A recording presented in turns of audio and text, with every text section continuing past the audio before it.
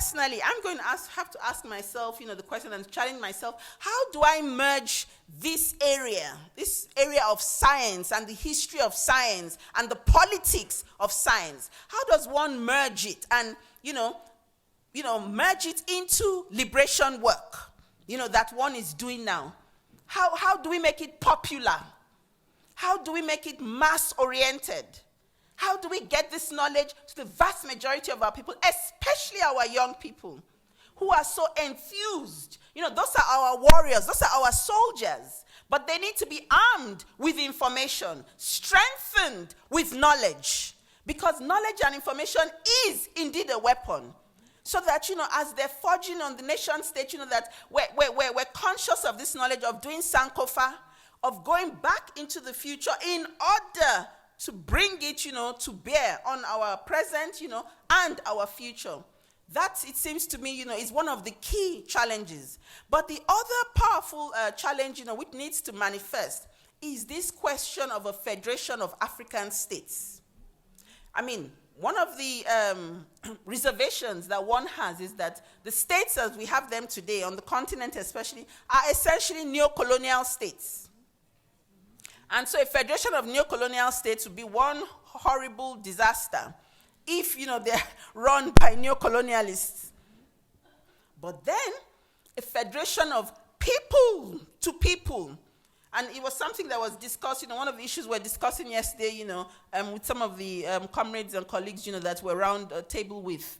This question of people-to-people solidarity, so that the issue of African federations, of us, going into a union, it's not just a government thing. It's not state to state, but it's people to people. And so one of the things that, we must push, all of us, is this fundamental question of the global nature of our African identities. That we stop, to see ourselves as Nigerians and Gabonese and, Ghanaians and Congolese and all these other nonsensical identities that we have. But not just that we talk about them like we're talking now, but that it's actually, embedded in our spirits, in our psyche, and in our approach to our work. Because those of you, who are on the continent know that we face, this crisis of religion, this crisis of ethnicism that is tearing us apart. And the only solution to that is going to, to start to address things and see things as a global body. And that when we speak of a federation of African states, we're not just referring to us on the continent, but that we are coming to the table with all of our power. And our power means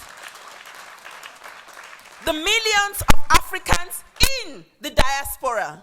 That there's that clarity of understanding. So it's not something we just talk about or we preach about, but that we actually begin to implement in whatever, ways, we're working, whatever little areas of work, that we engage in. So I'll leave you at this time. And I know there's going to be a question and answer session, and I look forward to that. But like, Marcus Garvey's words, I always, quote them. They're internal.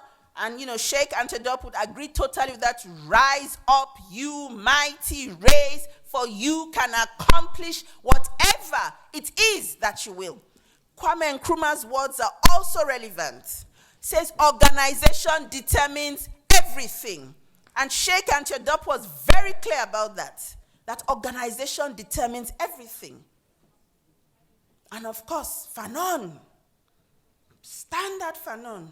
Every generation, out of relative obscurity, must identify its mission and either fulfill it or betray it. Sisters and brothers, have we identified the mission of our generation? Will we fulfill it or will we betray it? This is the question we need to answer ourselves. Thank you very much. I think what we are suffering from is ideological confusion at the moment. That is, that we're not clear, we're not thinking clearly, and that we need a context within which to answer the question, is something good or bad? We assume that we have the same goals, but we never say what they are. It's time for us to think and articulate and establish our goals as Black nationalists and Pan-Africanists. We need vision, we need clarity. Otherwise, we can't answer the question, is it good for African people? Once we agree, then we can have a frame of reference and some ideological grounding. Well, let me just give some definitions or give my view of this. Nationalist goal is self-determination in the spirit of Delaney, Garvey, Malcolm, Amos. It is Pan-African commitment, that is the unity of African people worldwide and one Africa on the continent as a basis for African strength. So we are about building a Pan-African world order based on the principles of Ma'at, not in imitation of a European order. Ma'at as justice and truth. We need a nation concept, as Dr. Clark told us. A Black economic program, a cultural program, an independent political organization, independent Black media, independent African-centered education financed by us and controlled by us. All of this presupposes, very importantly, an African Black identity. Now, if we're not just paying lip service to what I've just said, if we really mean this, then there are some implications for this recent election. I want to touch on just a couple. One, the question of identity. Without clarity on this issue, there is no nationalist movement. There is no Pan-African movement. There's no reason for us to be here as a community. Without racial cultural identity, which works for us as a people and gives us power, then there is no reason for us to be here. That's the basis for our struggle. But what confusion about identity does is it works for integrationists. It works for assimilationists. It works for Marxists. What characteristics in the African personality and in the minds of African children, which if they existed there would be perceived as threats to European domination? And you will see those characteristics being what? Neutralized and washed out. And from that, when you start with that question, you can begin to see the system organized economically, politically, educationally, and in every way to create those characteristics or to neutralize those other characteristics which work against European interests. If the love of African people, one for the other, if we can look beyond these names that white people have put up on us and see ourselves as one African people is a threat to European dominance, then you will see us identifying ourselves in terms of these European given names. I'm West Indian, I'm Bahamian, I'm Afro-American, I'm this, and using those as what? As the basis and foundation for not coming together and organizing as a people, you see. In fact, you heard, I believe, on LIB the other day, I think the United States is now getting ready to put in a new racial category in the census called mixed.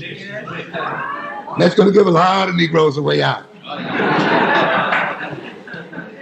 Yeah.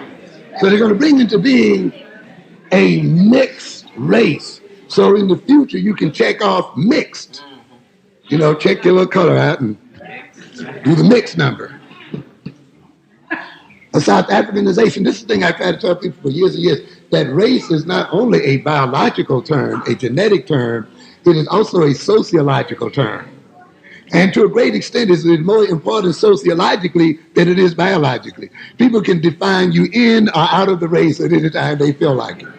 And one of the powers that we've given and permitted the European to have, you see, is that power to define ethnicity in a way that suits his will and his wishes. So now, in order to water down and knock down African unity and sense of peopleness, we will now create a new ethnic group, and that is the one called mixed. Knowing that some of you seeking to escape your blackness and escape your African heritage and so forth will eagerly move toward that group, and you'll get a little differential crumb for identifying yourself that way, and therefore the burgeoning and developing power of African people can be broken, and our subordination can continue. This is the kind of game that is going on when you let another people define who and what you're about. It also lets you know then that the identification of black people the world over as African people is a major threat to European dominance. Otherwise, there would be no need for them to do what? Redefine you ethnically. They are motivated then to redefine the ethnic group, because redefinition of it means the minoritizing of the ethnic group, and therefore the more you fracture and minoritize a group, the weaker that group is, and that group then cannot overthrow you. When you are a minority, you gain power by minoritizing everybody else. And this is the game. And therefore, if identifying ourselves as Africans, regardless of nationality, is a threat to Europeans, you're going to find your children reject being called what? African. At the root of reclaiming our intellectual capacity, of which we are in no doubt as to its greatness and size, we must recognize that the reclamation of our mentality, psychologically speaking, the reclamation of our sanity, psychologically speaking, the reclamation of our intellect, academically speaking as well as socially speaking, lies ultimately at the base of the reclamation of our African identity, of recognizing that we are an African people. That's at the center of it all. You cannot deny your Africanness and be in your right mind. You cannot deny your African identity and appropriately use your knowledge for your own advantage. It is impossible. As I've said, at the center of being in one's right mind, at the center of being sane, is a knowledge of reality. You cannot deny reality. You cannot be blind to reality. You cannot see a distorted reality and function in it efficiently. You will be overcome by it and ruled by other people who may have a better grasp of reality than yourself, or who are creating the reality you believe in. To deny our African identity is to deny reality. And to deny reality is to escape into insanity and not have the ability to use our own minds productively.